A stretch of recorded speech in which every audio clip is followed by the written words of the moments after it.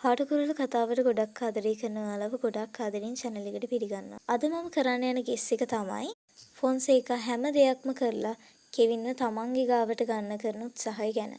ඔයාලා දන්නවා නිම්නාවේ සහ කෙවින් අතර තියෙන බැඳීම සුළුපටු එකක් නෙවෙයිද?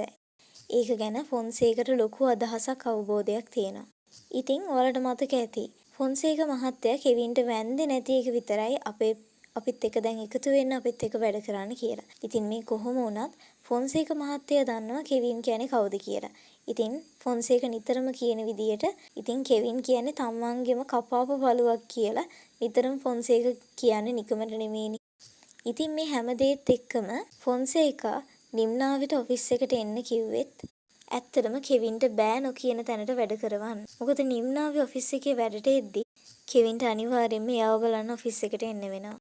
ඒ වගේම ෆොන්සේක මහත්තයාම මම හිතනවා මේ කෙවින්ගේ ගැට්ට ටික ඔක්කොම ලිහලා දේවි කියලා. බලමු කතාවේ මේ ලස්සන සිදුවීම් ටික වෙනවද කියලා.